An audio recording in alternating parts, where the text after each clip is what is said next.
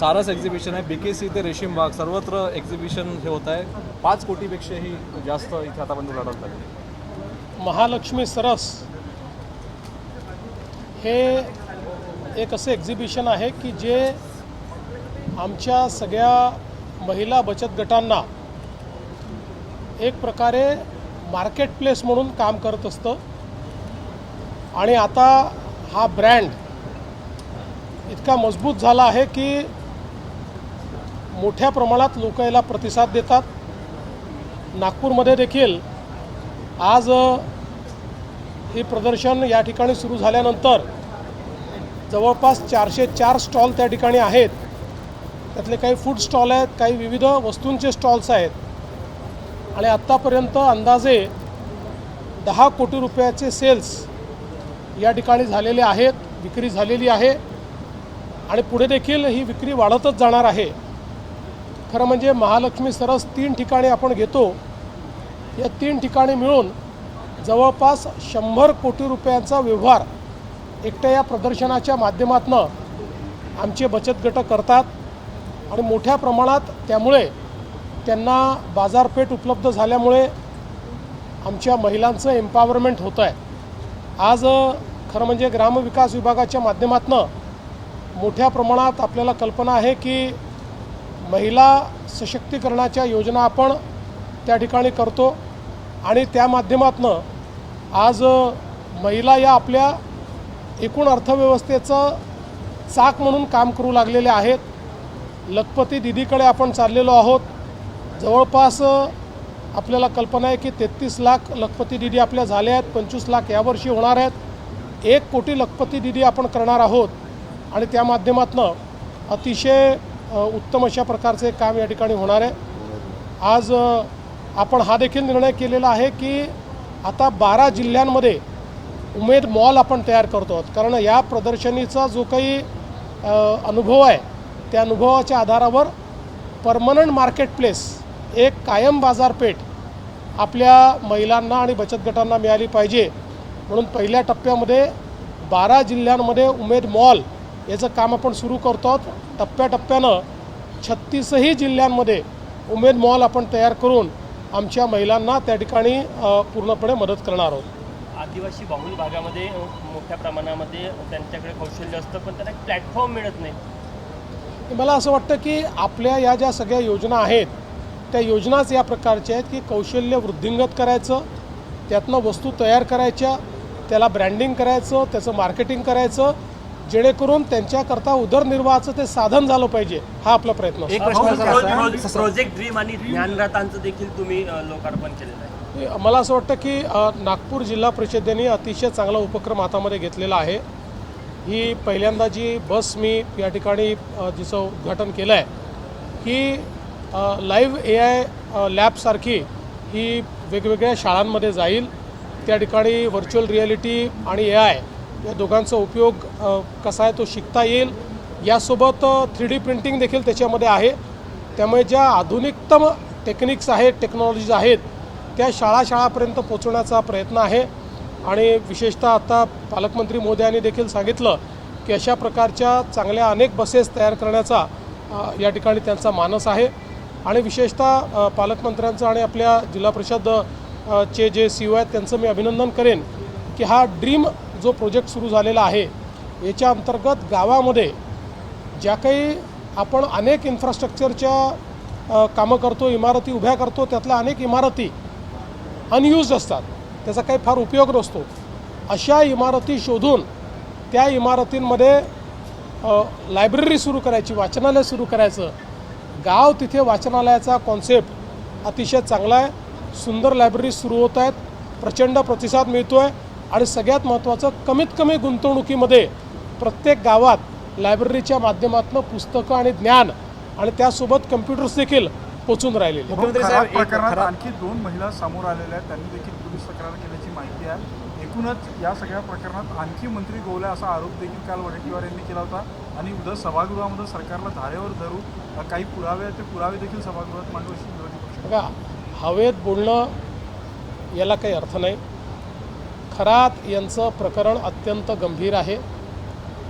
ते आम्ही इंटेलिजन्सच्या आधारावर आम्हीच त्याचा भांडाफोड केलेला आहे आणि आता हळूहळू याची आम्हाला कल्पना होती की लाजेखातर किंवा सामाजिक दबावामुळे महिला एकदम पुढे येत नाहीत, म्हणून अशा प्रकारचे जे काही विक्टिम्स आहेत त्या विक्टिम्सला धीर देऊन, त्यांच्या घरच्यांना धीर देऊन त्यांना समोर आणण्याचा प्रयत्न चाललेला आहे. त्याच्यामध्ये काही प्रमाणात आता महिला प्रतिसाद देखील देत आहेत. या संपूर्ण प्रकरणाची अत्यंत वरिष्ठ स्तरावर मॉनिटरिंग होते आहे. स्वतः डीजींना मी सांगितलेलं आहे की त्यांनी याचं मॉनिटरिंग करायचं आहे. याच्यामध्ये SIT तयार केलेली आहे. नाशिक CP आणि SIT मिळून या ठिकाणी हे काम पूर्ण करत आहेत आणि मला असं वाटतं की या संदर्भात कुठल्याही परिस्थितीत कोणालाही स्पेअर केलं जाणार नाही. आता याला राजकीय रंग देण्याचा काही प्रयत्न चाललेला आहे. कोणाजवळ काही पुरावा असेल तर त्यांनी तो निश्चित आणून द्यावा, त्याच्यावरही कारवाई होईल. पण विनाकारण प्रत्येक गोष्टीला केवळ राजकीय रंग. आता अनेक लोक जायचे, विरोधी पक्षाचे कोण कोण गेले त्यांचे मी पुरावे देऊ शकतो. माझ्याकडे सर्वात जास्त तर माझ्याकडे पुरावे आहेत याचे, पण ते पोलिसांकडे आहेत. ते पोलिसांचं काम आहे, ते माझं काम नाही आहे. त्यांना भेटणाऱ्यांपैकी कोणाचं इन्व्हॉल्वमेंट असेल तर कारवाई होईल. पण कोणी भेटलं आहे अशा याच्यावर जर कारवाई आपण करायला लागलो तर मला असं वाटतं की मग तुम्हाला माहिती आहे की कोण कोण काय काय कसं कसं करायचं. आता कालच तुम्ही देखील त्यांना आउट ऑफ टर्न पाणी कोणी दिलं, कसं दिलं, 40 किलोमीटर पाण्याची लाईन कशी दिली, हे सगळं तुम्ही काल दाखवलेलं आहे. त्याच्यामुळे मला असं वाटतं की याच्यामध्ये राजकारण करू नये. हा महिलांच्या डिग्निटीचा प्रश्न आहे. अशा प्रकारे आपल्या तथाकथित शक्तींचा उपयोग करून महिलांना भरीस पाडणं यापेक्षा वाईट गुन्हा असू शकत नाही. काही झालं तरी त्यांना त्याची शिक्षाही भोगावीच लागेल.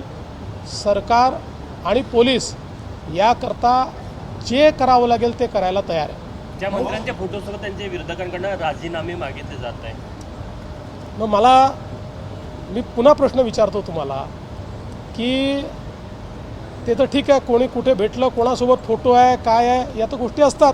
कोणी कोणासोबत फोटो असू शकतो. पण ज्यांनी मंत्रिमंडळाची विशेष बैठक बोलवून 40 किलोमीटर दुरून त्यांना पाणी दिलं त्यांना काय शिक्षा द्यायची?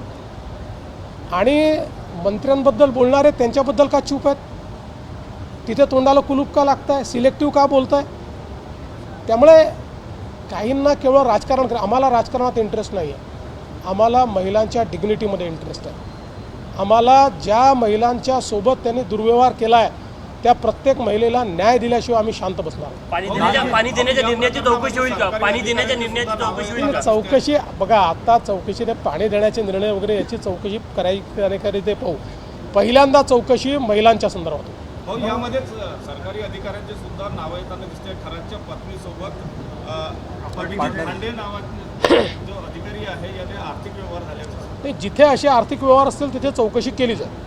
एक प्रश्न असा है, बंगाल की जो मुख्यमंत्री है ममता बनर्जी, उन्होंने ऐसा कहा है कि देश के सबसे बड़े घुसपैठी प्रधानमंत्री खुद नरेंद्र मोदी. देखिए, ममता दीदी के थोड़ा दिमाग पर एक प्रकार से जो सारी परिस्थिति है उसका प्रेशर तैयार हुआ है. उनको दिख रहा है कि वो चुनाव हार रही है, तो उस प्रेशर में कई बार आदमी जो विवेक है उसको खो देता है. और विवेक खोने के बाद अगर कोई ऐसी बात करता है तो उसको बहुत ज़्यादा तवज्जो नहीं देनी चाहिए, क्योंकि लोग जानते हैं घुसपैठिए कौन है और देश को बचाने वाले कौन है.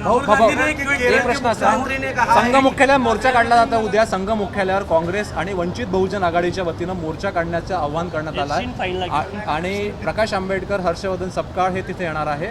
संघ मुख्यालयावर मोर्चा काढण्याचे आग्रही आहेत ते. सरकार कसं बघताय? बघा, या संदर्भात पोलीस योग्य निर्णय घेतील. कायदा आणि सुव्यवस्था राहिले पाहिजे हा प्रयत्न करतील.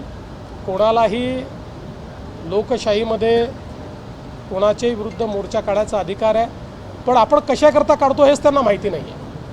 हा मुख्य प्रश्न आहे की आपण कशाकरता काढतो आहे, त्याचा काही आपल्याकडे पुरावा आहे का, याची कुठलीही कल्पना नसताना केवळ माध्यमांमध्ये काहीतरी आपलं आलं पाहिजे याकरता काढला गेलेला मोर्चा पोलीस त्याचा योग्य निर्णय करतात. चाकणकरांचा राजीनामा घेतला, प्राथमिकदृष्ट्या काही असं पुरावे आले का? असं नाही आहे. शेवटी महिला आयोगाच्या त्या अध्यक्ष आहेत आणि महिलांसोबत दुर्व्यवहार करणाऱ्या व्यक्तीच्या शी त्यांचा जवळचा संबंध किंवा त्यांना गुरुस्थानी मानलेला आहे.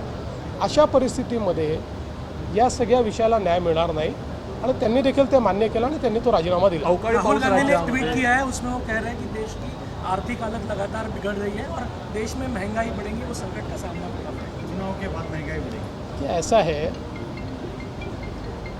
आज दुनिया में इतने बड़े पैमाने पर वॉर चल रहा है, युद्ध हो रहा है.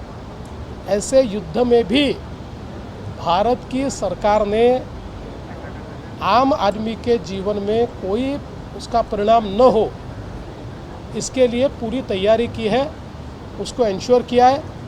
आप हमारे पड़ोसी देश पाकिस्तान की और श्रीलंका की हालत देखिए.